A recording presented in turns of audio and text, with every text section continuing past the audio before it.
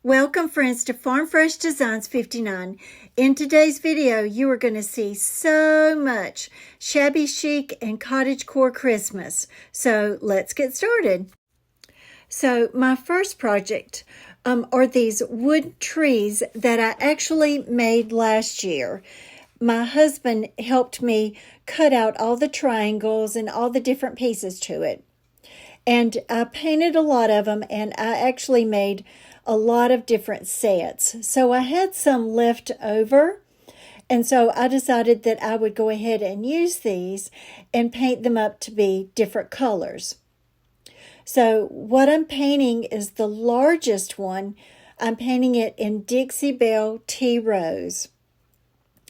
And let me tell you about this tree. So it is a large triangle, and it's just made out of some cheap plywood that he had just laying around in the shop. And then the little trunk of it is about a 1x1 piece of wood, and he just cut it to a certain length, and I'm going to be gluing it to the back of it with Titebond Thick and Quick. And then at the bottom is just a square piece of wood, and it is not really big, but it's big enough to hold it because these trees are not very heavy. And then we put a screw in it as opposed to a nail because we knew that the screw would hold it tighter, and we didn't want that screw to be hanging out. So he made the hole extra big right at the base so we could kind of sink that screw into the base of it. And so I have a set of 3 different trees, and I'm going to be painting them different colors. And these are all just Iron Orchid Design molds that I used last year. And it comes from the mold Classic Elements.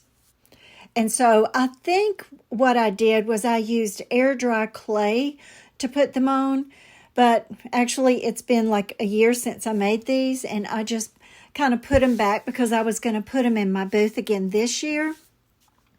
But I'm sure I made these with air dry clay because it would be too expensive to use hot glue, or, well, not expensive to use hot glue. It would just take a lot of time, and it would be too expensive to use resin because, I don't want to have to sell them too expensive. Now, this one right here is actually the smallest one, and I'm painting over it with Rust-Oleum Linen White Chalk Paint. And if you'll look up in the top left-hand corner, that is the middle one, is the middle size. So there are 3 different sizes, just graduating sizes, and that is painted with Dixie Belle Sea Glass. And so these 3 colors look really pretty together. Now, one option would be to paint one of them a really pale yellow, but I was afraid that might just add too much color to the mix. So I kind of neutralized it by putting that white in it. Once they got all dry, now I'm using some gilding wax, and I'm just brushing it on to only the molds in the beginning. And then I go back and I put it around the edges, and then I put it around the little trunk and around the base. But just kind of like I'm distressing it, but I'm just edging it with this gold gilding wax. And I really like the way they turned out. They're not really hard to make, but just know that if you don't have all of this woodworking equipment, Hobby Lobby has a lot of just blank wood trees that you can get. And remember, everything right now is 50% off. So if you don't have all this woodworking equipment, you are certainly able to get things like this at Hobby Lobby. And I don't think they have them at Dollar Tree.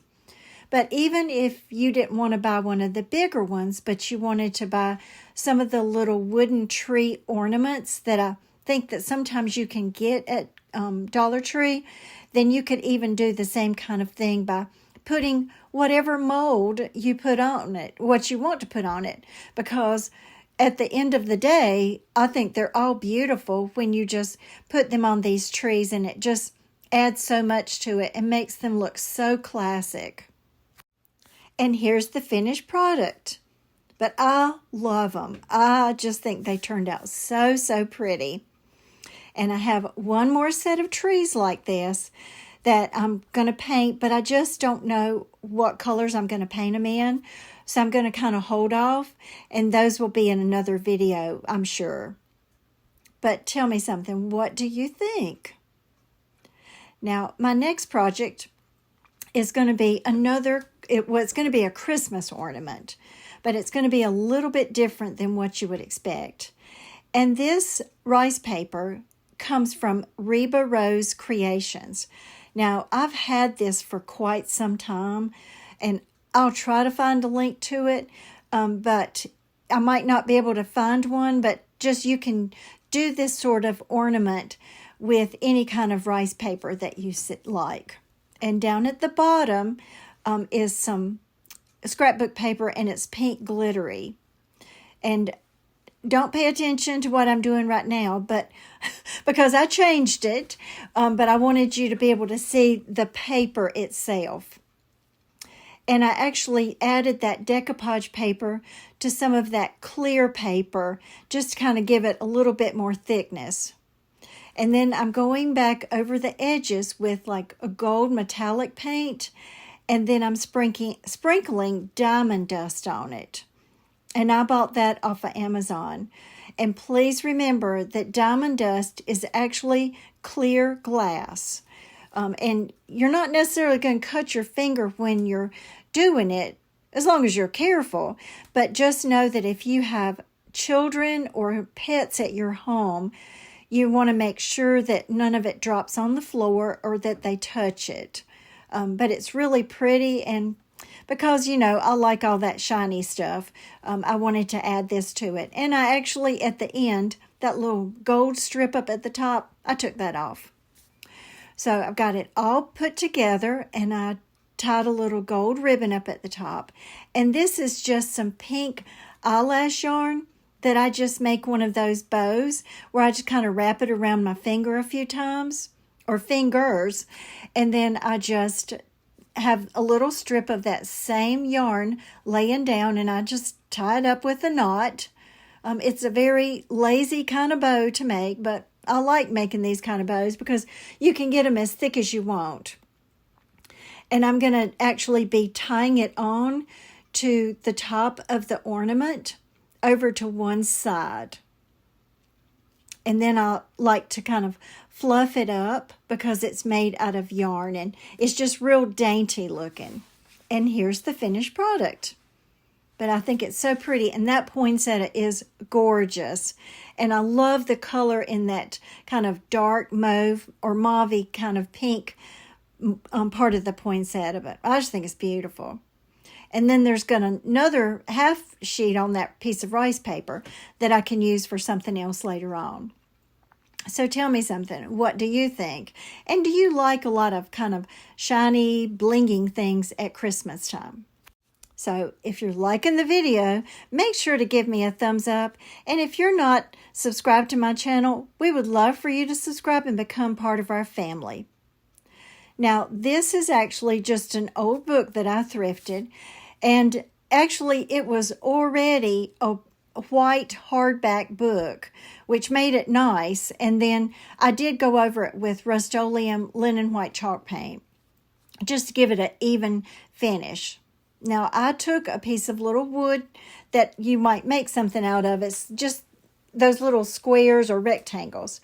And I just traced around it up at the top with a pencil.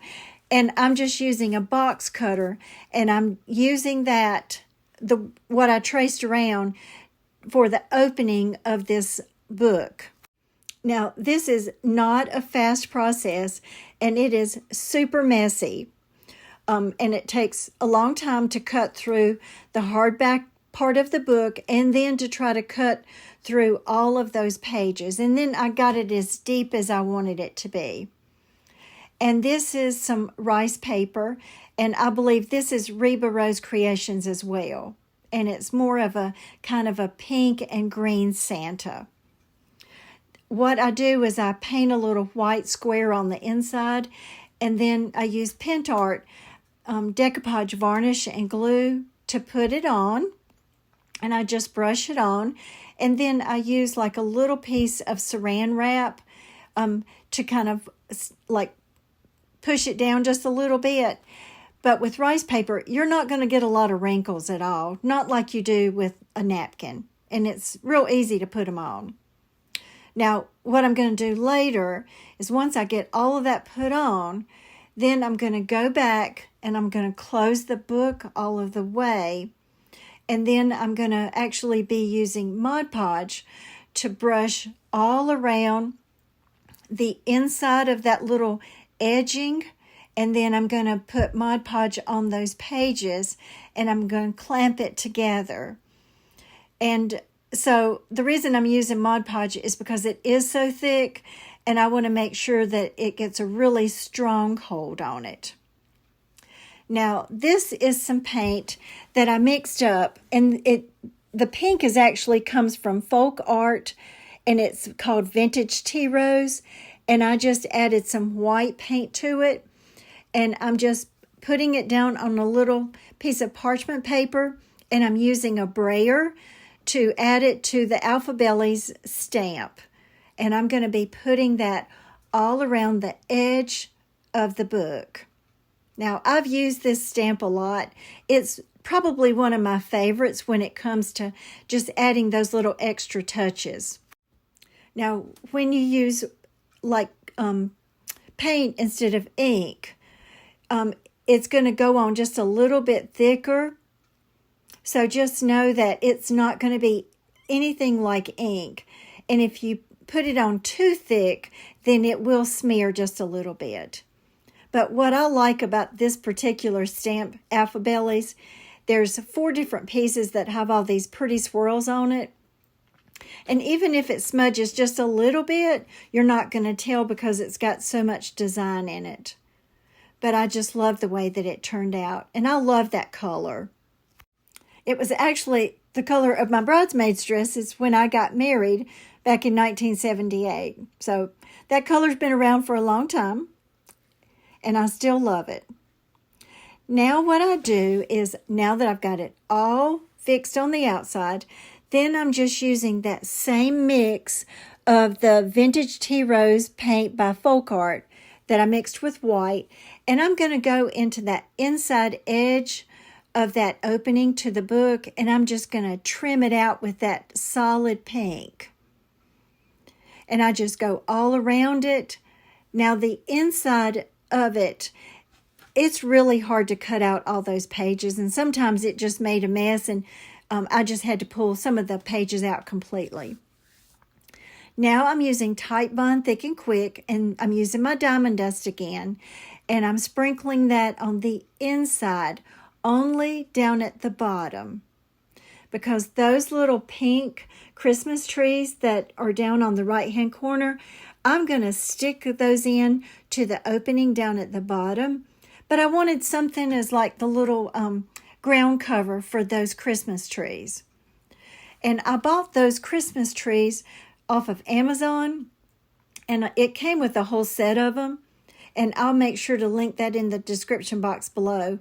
But what I did was I actually cut off the back of it, or I trimmed the little, the part of the bottle brush tree that's kind of like the trees, or and I trimmed it off on the back so that the back side that fits up against the book is flat, so that it would lay real flat. And after that, I was ready to stop. I didn't want to add anything else to it because I didn't want to take away from that Santa Claus. Now, once I started filming the video, I thought, I probably should have painted the pages going around the edges white. So instead of having it the color of those pages. So before I put it in my booth, I think I'm going to go back and paint the edges of those pages white. So what do you think? I just think it's so pretty. And I love this Santa Claus picture. And I know it's not those traditional colors, but you know my granddaughter loves this. And that's just a little sign that I made. And it was just a little tag that you buy at Hobby Lobby. And I just glued it onto a piece of wood.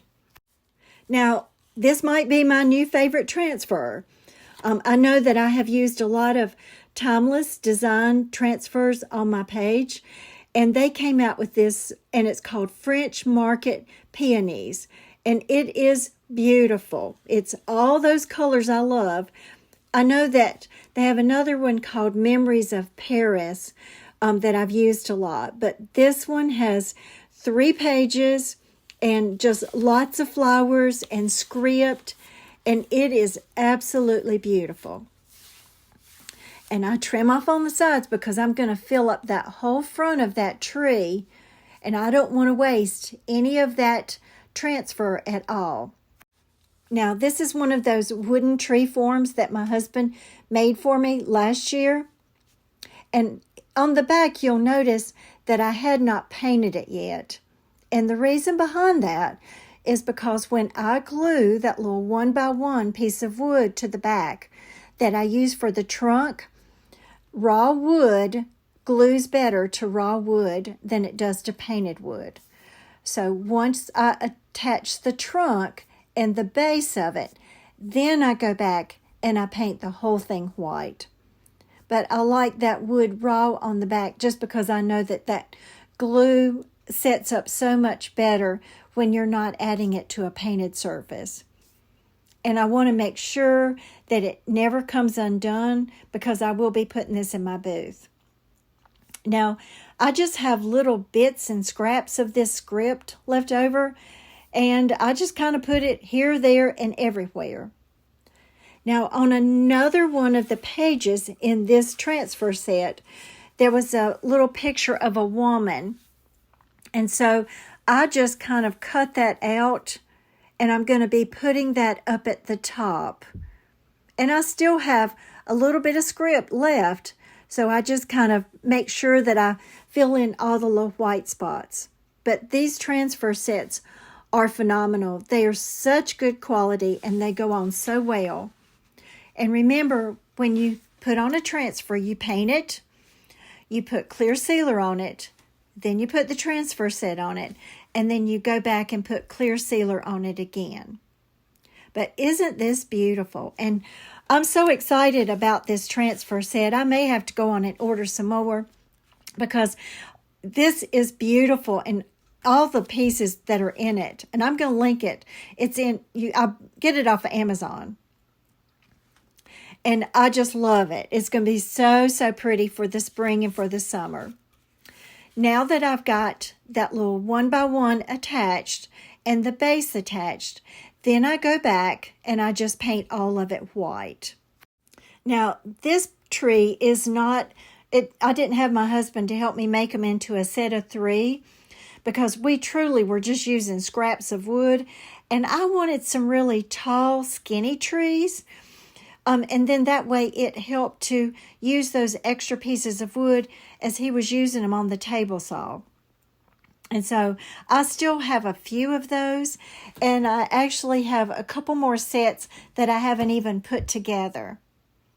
But they're very popular at Christmas time, and I just think this one turned out so pretty. But oh my goodness, this transfer is so beautiful. And the quality is so good, and they're so good to work with. But I really like the way that this turned out. Now, this is some pink lace that I bought at this place, and it's about 30 minutes from my house.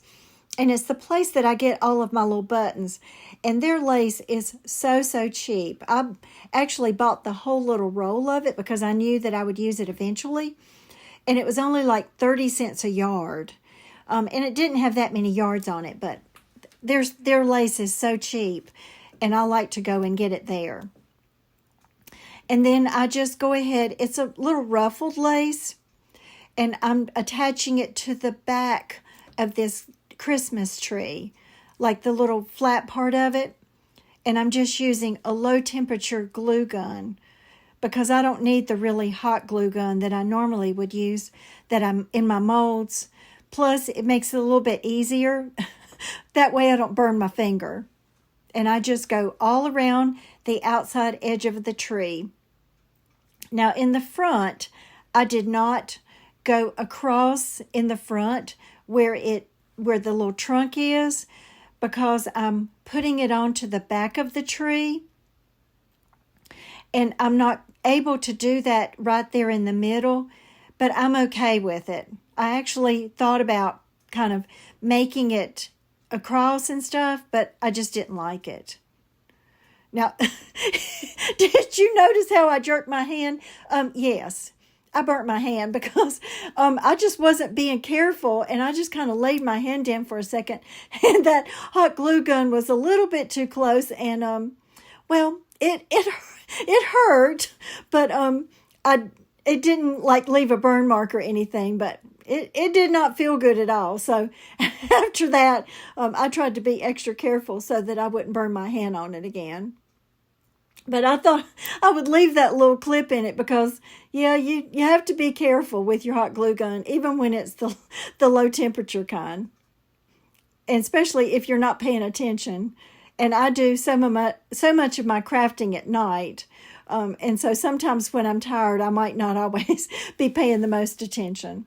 And then I just kind of finish it up on the back. And then I don't add anything or any more lace to the tree. Now, after that, on the front, all I did was added a little pink, like shoestring bow on the front down at the bottom. And then this is just a little flower, and I think I got it in the wedding section at Hobby Lobby. But look at the colors of that transfer. They are so, so beautiful. But I really like it. And I know some people, you might think, I'm not going to do pink at Christmas time. But, you know, like when you decorate different parts of your house, it's fun to sometimes do pink. Now, this is just something at the end I wanted to show you. It's so much fun to just buy Christmas ornaments and put them in a glass cylinder and fill it up. And it's just a really quick and easy decoration that you can make for your table. And those are some little pink bottle brush trees. But I like sometimes those just plain simple decorations where all you just are doing is just buying some plain ornaments and putting them all together.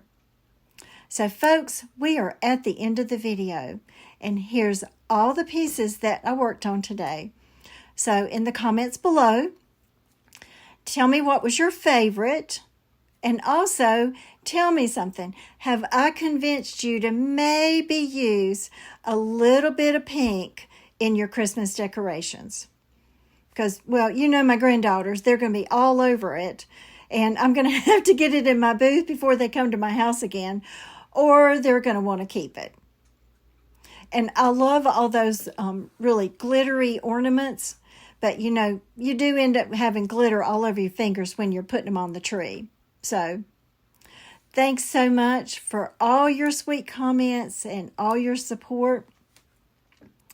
And so I want to make sure to let you know that I love it if you like this video, and subscribe to my channel, and make sure to hit that notifications button so that YouTube will notify you when I upload my next video. I hope you have a great rest of the weekend, and I'll see you soon.